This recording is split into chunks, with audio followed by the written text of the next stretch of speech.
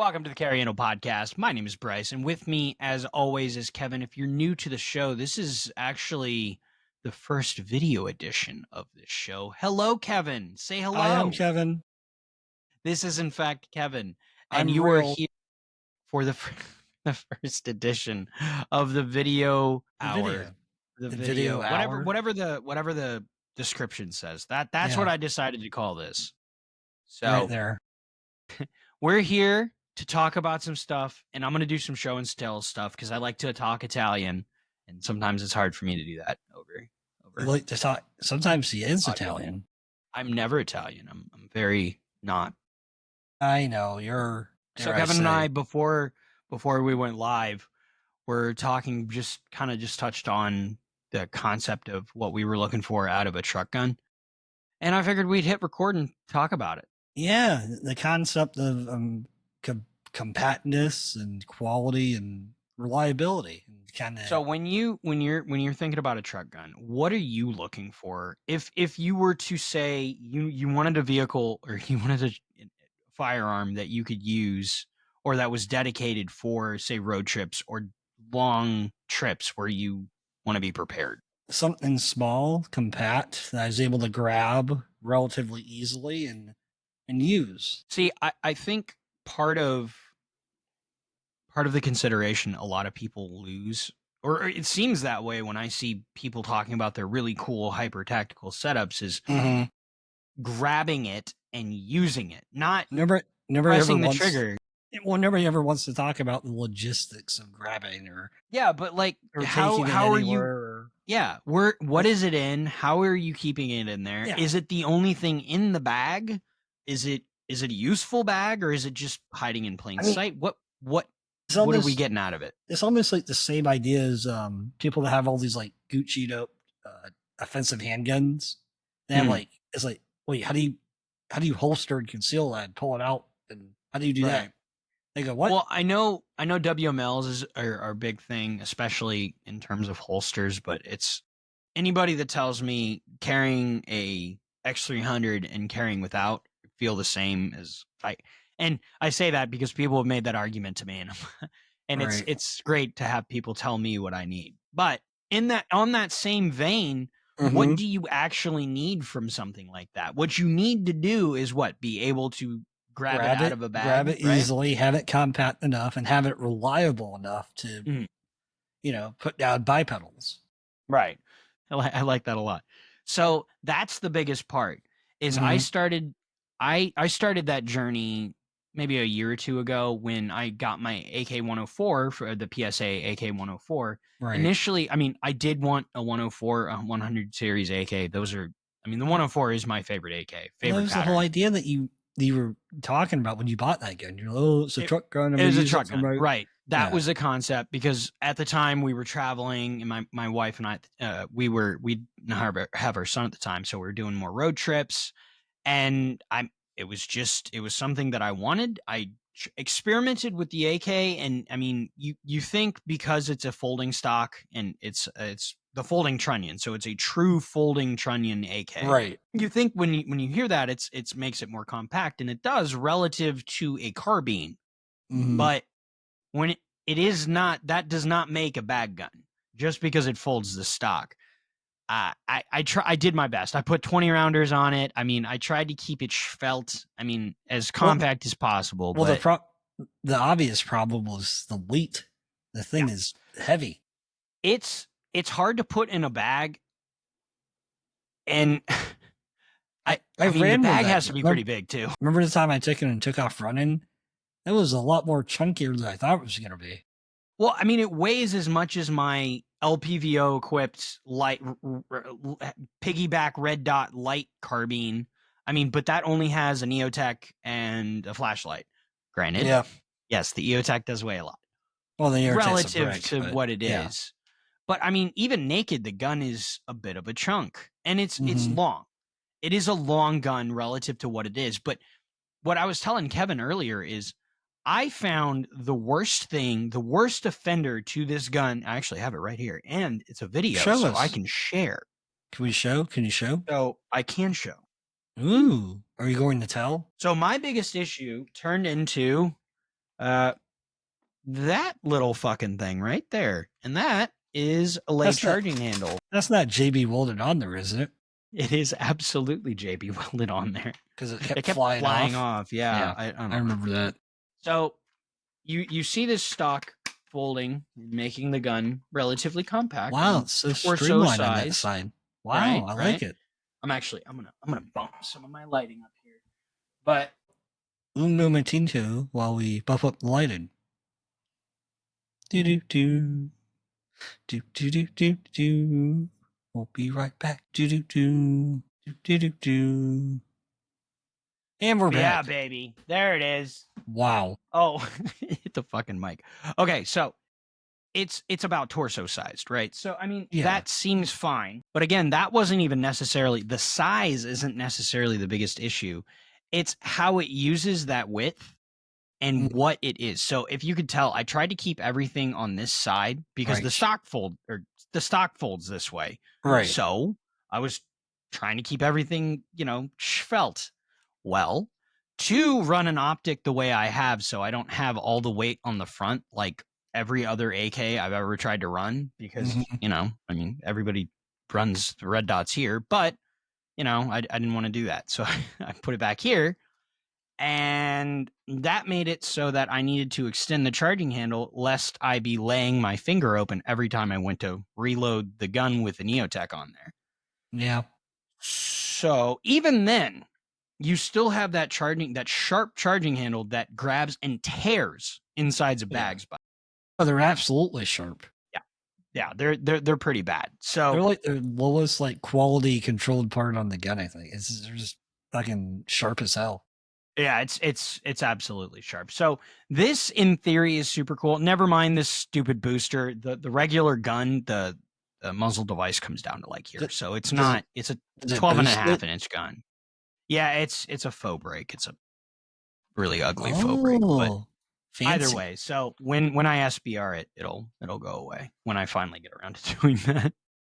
But so I liked the concept. However, the gun was heavy. It was clunky. Every time I put it in a bag, I could hear the charging handle catch. So I'd hear Yeah. every time I put it into the bag, I could hear it going out of battery. And then if I jiggle the bag around, I hear it go clunk. I'm like, oh, that's good. Yeah, jeez. Can So- you imagine like you grab that thing that's slightly out of battery? Well, I mean, I don't keep them loaded in a bag. So Oh. You're not I- you don't live on the edge. no, I do not.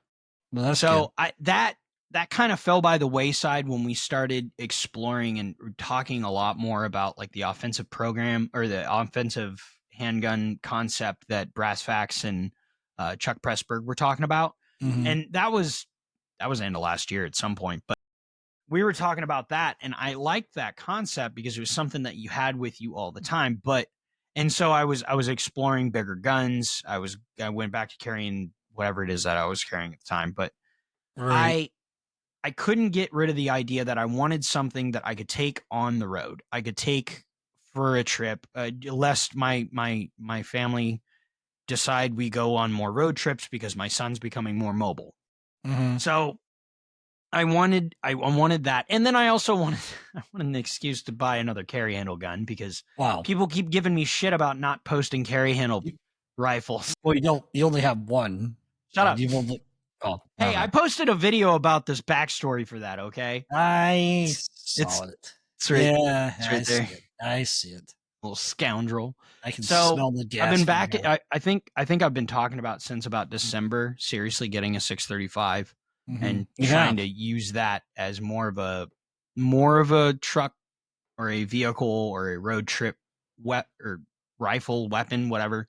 Yeah. So I liked that I liked the 9mm I also like just 9mm SMGs in general. I like Colts. Obviously, I like ARs. I like carry handles. Yeah, They all yeah, fit the bill.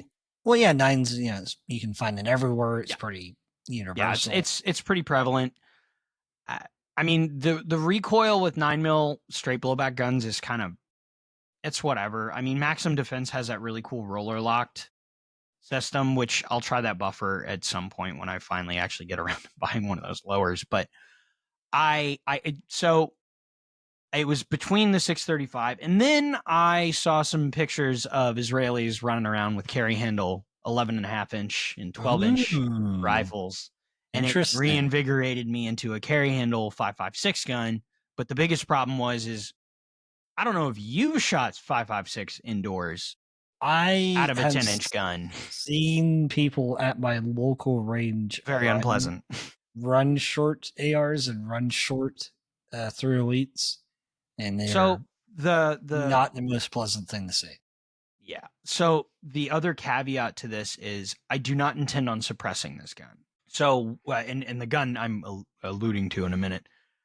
This particular system, if it ends up on a road trip, it's not going to be suppressed. Not for a matter of legality or anything like that, but it's another thing I have to put on because I'm not going to leave the suppressor on the gun. And then on top of that, well, it's ideally, bigger.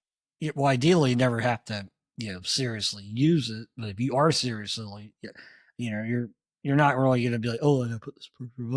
Yeah, I mean, the same concept could be said for pinning the uppers together, though. Yeah. So I mean, you could make an argument either way, which is fine, and I'm sure I will explore both of these options at some point. But I mean, just having it ready to pull out and just bang is the best thing. I like that a lot. That's kind of why I decided, no matter what gun, and so spoiler alert, I ended up choosing a gun. So I was like, oh, I'll get 11.5 inch or a 9 mil or 11.5 inch 5.56 or 9 mil. What'd you choose? 10.3. Ooh. Oh, hold on. Show us to the camera. Let's see it from the camera. Okay, so this is not its final evolution, but what? That's a perfect trick gun. Yes. It's the handguard's coming next week, but the muzzle device, this is that really cool like stoner accidental muzzle device I have that I really like. Yeah. So it's super compact too. I was gonna put a Surefire muzzle brake on this so I could use my Warden because it is a it is a muzzle blast diverter, or it's a blast can. So it just shoots the blast forward. Right. And I mean, I think I have it around here somewhere. So this isn't a sure. I mean, it goes over it and it's like there. The problem is this is heavy. I mean, it's a mount. Like these are heavy. And so they have a direct thread one. Well, I mean, in the philosophy you're going for, you want that thing to be as light as humanly possible. So this is the thing that I really wanted to illustrate here is this AK-104 is folded, right? So it is. And then this is just collapsed. Yep. Yeah. These are the same size. And this is folded in half and not as shoot. Well, actually, these kind of suck to shoot with the stock folded. Like if you try to shoot it like SAS style, like an MP5, it fucking. I mean, you can. You can, but they're not designed for it. So it's all the center of gravity is all off. Yeah, I mean, those are just designed to be folded in a tank or an APC. That's, made of cardboard. What? So I mean, and then obviously with that compact buffer, it's going to be even shorter. So now with the compact buffer tube, you do use length. So this is a standard buffer.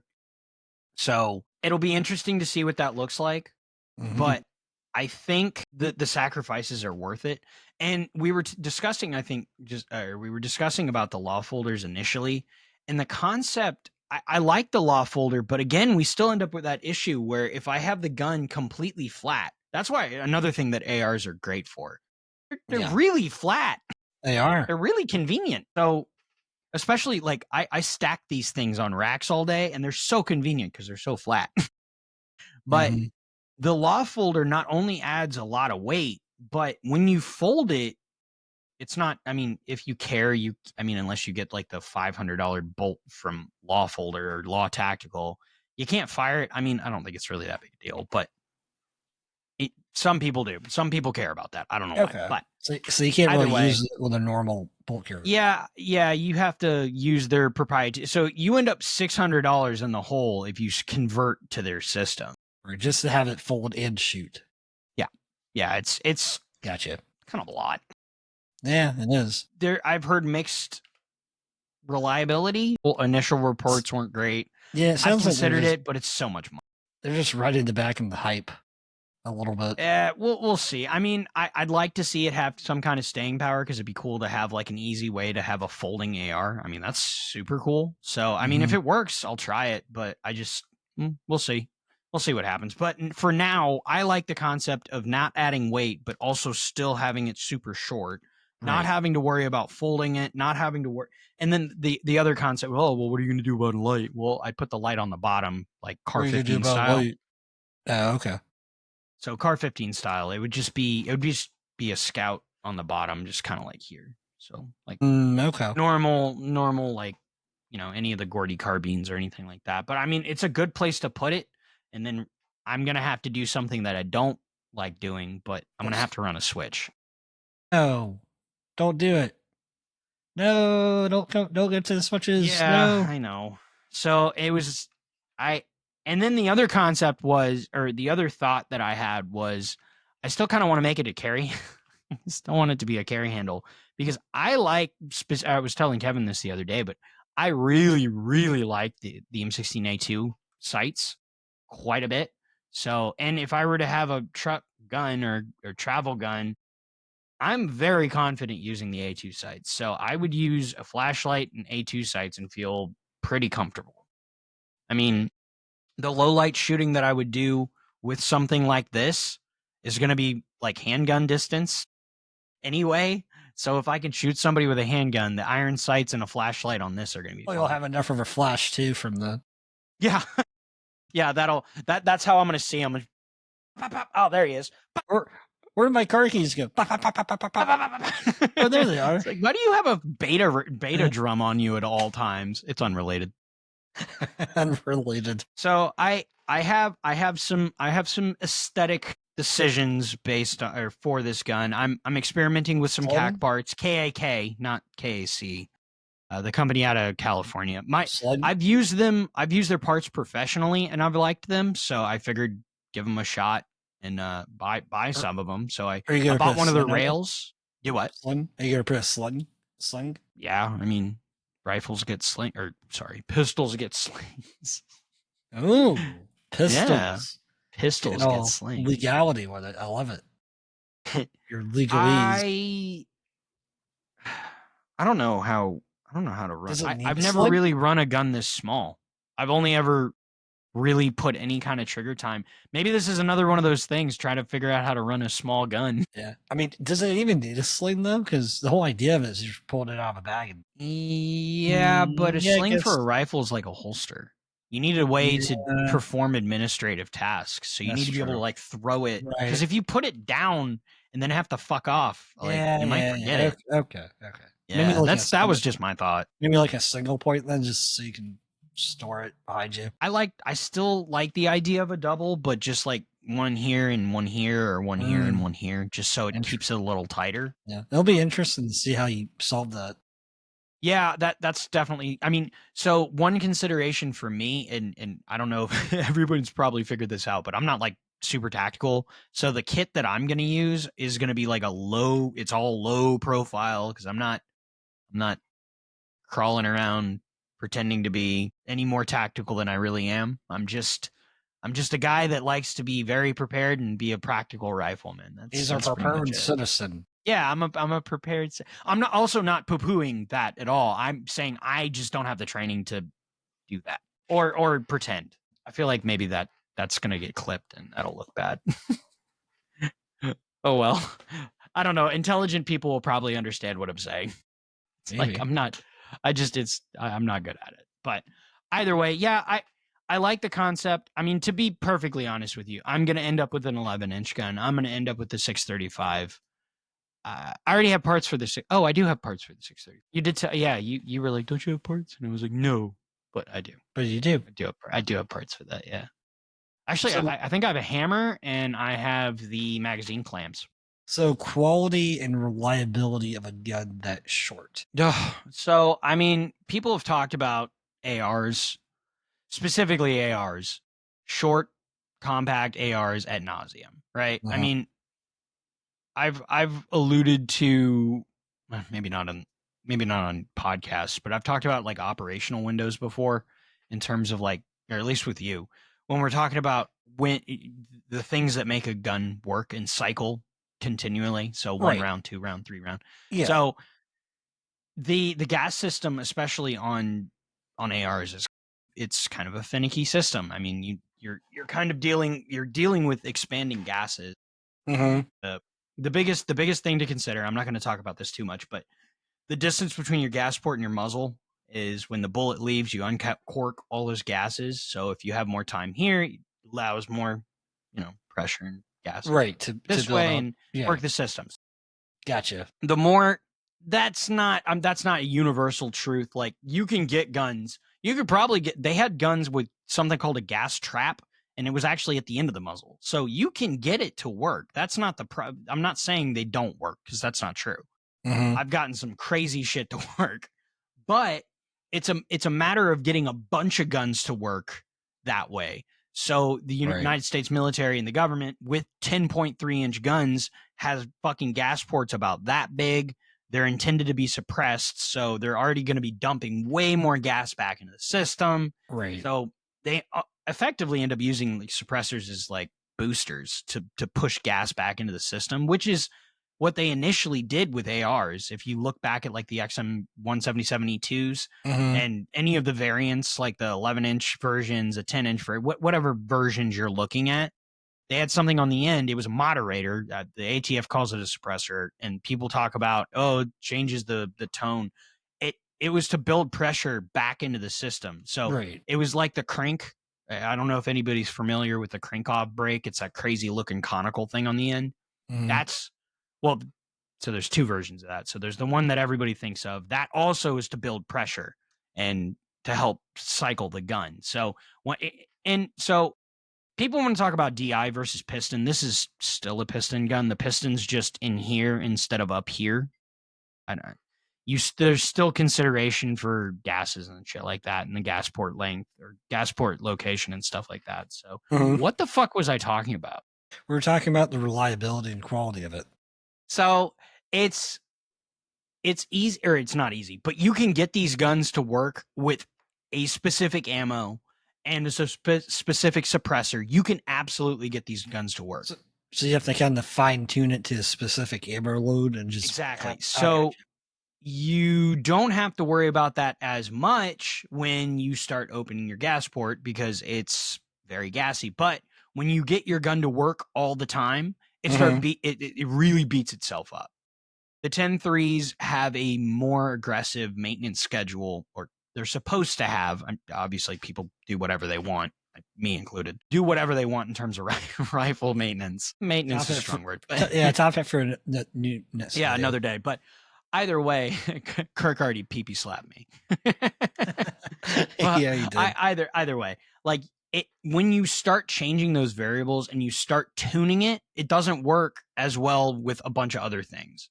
Right. So if you're cool with getting this, like, you can get the gun, you can tune the gun to barely spit out a piece of brass with a specific kind of ammo, and you can get them to work. But they're not as plug and play as a 16-inch gun. And I said all that to say, me buying this at the store it's like buying, if you're a 1911 guy, a 5-inch 45 ACP is the most reliable 1911. Well, a 16-inch carbine gas system, or a 16-inch mid-length, or a 20-inch rifle length, those are the most reliable carbines because they have been most thoroughly vetted. We still use carbine length. We actually use both mid-length and carbine because the URGI is technically. Is this carbine? Yeah, it's carbine. So is this. So this is a carbine as well. So I just have way more dwell time than you do. Yeah, you have a lot more cork action. So those are also a lot spicier in terms of gas. I mean, the recoil, not a lot, but I mean, they have a little bit more recoil than like a mid-length. People get really carried away about the recoil, but it's not. I mean, it's 5.56 least. Yeah, it's not that serious. Negligible. Yeah. So I'm accepting that this is a project, and I do this a lot. Like this is what I enjoy, is tinkering. So I'm okay with this. I'm also going into this knowing that when I press the trigger on this, it may not work. So I'm accepting that I'm going to need to do some work with this. This is a project. So that's the one thing, is like, I'm not talking to the person that wants to buy a firearm to protect their house. Like, don't cobble together an AR for your first build. That's not a good Right. idea. You should This probably is buy something you're, already ma- pre-assembled. you're making a very specific build for a very specific role, and Yep. you're going to fine tune it to very specific variables and criteria that you'll be able to control and maintain. Whether Exactly. it be I'm not ammo or Mhm. whatever.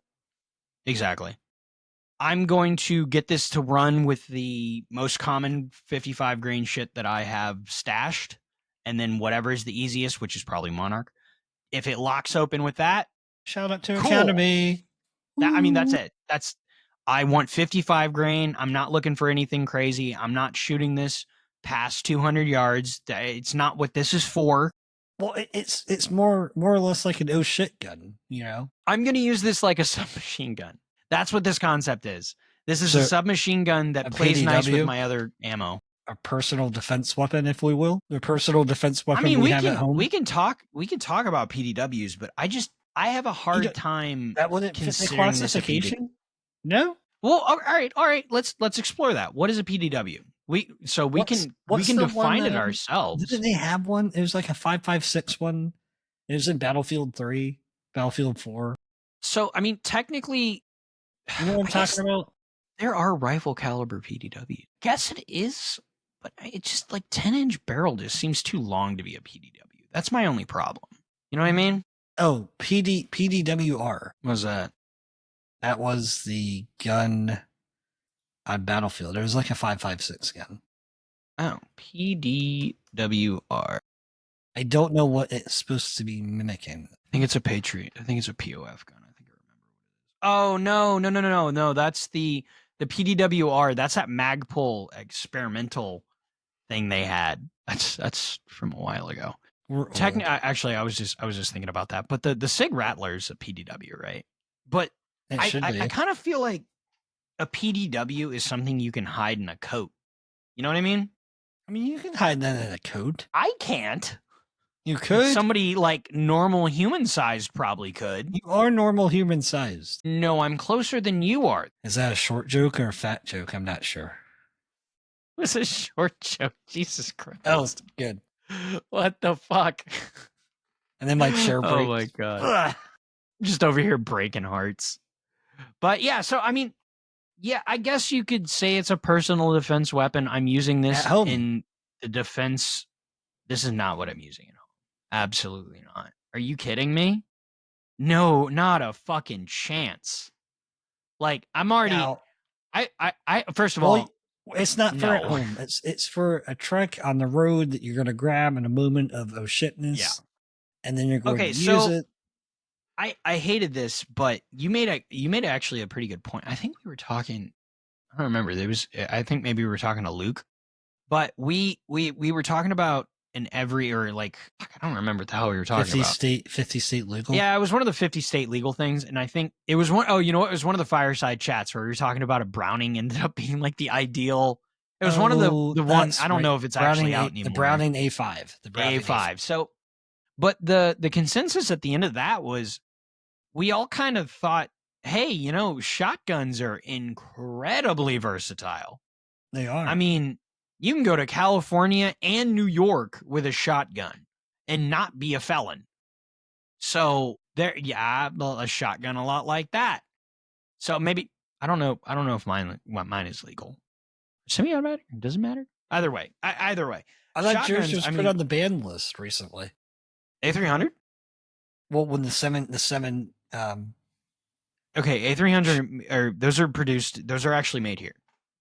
No, the ones are made internationally. Is that the one that has the 7-round tube? Because I know ATF. Yeah, so that one. So the 1301. Yeah, the 1301's the one that the ATF got mad at, because that one's actually made in Italy and then imported here. The A300 was the domestic solution for that. It has it's a different gas, or it's not. It's a different recoil system altogether too. So it's the budget version, which is all I wanted. I'm not a big shotgunner. Yeah. So you're talking about versatility and stuff. I mean, the shotgun is great. Get me wrong. I mean, the thing's fucking. but you see how big it is? So okay, but that's what I was about to say is we So have get Remington's coming yours. back on the scene. We have Mossberg coming back on the scene with these with the other, or not the other weapons, but the firearms where they're the bird's head grip, super compact 12 gauge Right. firearms. Well, you can put braces on those, and then that becomes a weapon that you don't have to be concerned about little dangly bits off the fucking bottom, which means throwing it Right. into a bag is even easier. Also, if you What can't find capacity? 5.56 at Cabela's, you can sure as shit find 12 gauge at fucking Walmart. Yeah, but sometimes finding double aught or slugs, or Well, I especially mean, during, ammo's ammo. I mean, if we're yeah, talking about, you can make hillbilly slugs. I mean, I'm saying, like, if you're down bad and you're looking for ammo at fucking Walmart, like you're already at a different level of fucked, right? So the now, granted, I say that, but I actually I was in a recent situation. My wife and I, we evacuated for one of the hurricanes, and I actually found myself in a very similar situation where I had to go you're out and find fucking ammo for the guns that I had. pilfering ammo from the Walmart. Well, I was lucky they had an academy where we went, so it worked out nicely. But I mean, and granted, I wasn't buying ammo because I needed to defend myself. I already brought ammo, and all the guns that I brought were loaded because that wouldn't make any other sense. But I wanted to shoot them as well, so I had to go find ammo. You But wanted to shoot at the hurricane my Florida point man style. stands.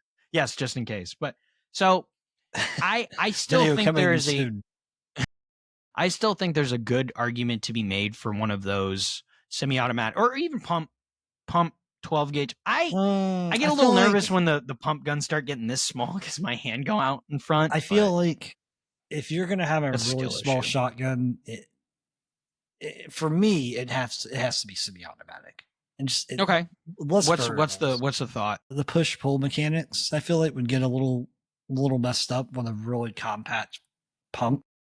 Okay, so more you're saying it would be a little bit more cramped for that technique. Right. I could see Right. that. And you don't really want to come off. I mean, God forbid you're in the, this gunfight for your life. So That's the what it's one going to thing be. You don't want to come off the gun to try and cycle it because the grip is not allowing you to do a proper push pull. I would say the only thing I would add to that is that I'm not sure about a lot of other shotguns, but the receiver length doesn't change for pump guns, which means the distance between your two hands doesn't change. It's the barrel that changes and the mag Yeah. tube that changes. So the only one like that's super common that does that is like an 870 and in like in a Winchester, but those are like the hunting models. So you don't really have to worry about that. Well, the other idea too is like, you I'm sure you've been in an adrenaline dump situation. I certainly have, especially with my job. There's been a couple of adrenaline dump situations, and a lot of stuff just, if you've done it a lot, it's automatic. Right. But some stuff you just like forget. You forget shit. So you might grab it out of the, if you're not using it and trading with it, you might grab it out of the bag, get the first, bang, and you might mentally freeze. So that's why I'm going especially semi-auto. if it's just a grab and go gun and you're Yeah. not. Yeah, exactly. Yeah, that's definitely a consideration. That's why I you grab would it. definitely need to be trained. Grab it, rack it, and just bang, bang, bang, bang, bang, bang. And that's actually an excellent point. Is if you're using, if you have pigeonholed yourself into a gun that it works in your situation, which I'm not saying you have to use this, Right. and this, and you can't do anything else. Right. But you need to be realistic. And we've had a number of guests now where the common theme, it's almost a theme for the podcast, is use case. How many times have we talked about that? I mean, we talk about all the time. I mean, because it's really easy to get really into your own head and decide this is what's going to happen and I'm going to do this and then I'll be ready with this, whatever the fuck. It's just relax. What do you do for your day to day? What do you actually need? And then try it, practice, and then figure out. And that's how you learn that, oh, well, the charging handle on an AK is kind of annoying when I put it in a bag. Right. That's something that annoys me. Oh, this M-LOK hand grip gets a little spicy hot after 30 or 40 rounds. So these are things that you learn when you train and practice with something, right?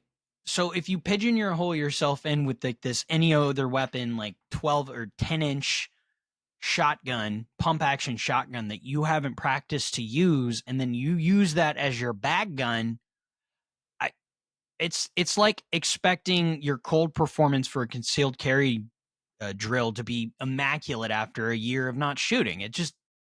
That's not realistic. I mean, you're not. It's like that's why I'm a big proponent of getting dry reps on a gun before you stuff it in your pants. It's like getting the most get the most recent trigger press as you possibly can on your gun that you carry with you every day. I think that's just somebody else said that. That's not my idea, but I don't remember who. I do apologize.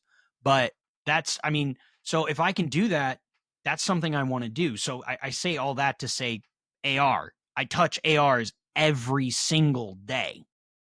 And I can load them, I can take them down to their finite components with my eyes closed. It's also one of the barring like a full length pump shotgun, it's one of the few weapon systems I can think of off the top of my head that is very intuitive and easy to operate manual arms. So, for example, if I'm have somebody and I have to have an oh shit moment, I have my carry handgun on me. I'm like, hey, here, bag gun, I charge it, hand it to them. There's the safety, there's the fire, point, bang, bang, bang. They're going to be able to go, okay, point, yeah, bang, it's bang, intuitive. Bang. Right. If you toss them a fucking customized, like compact fucking pump action shotgun, you'd be lucky if they get maybe one shot off.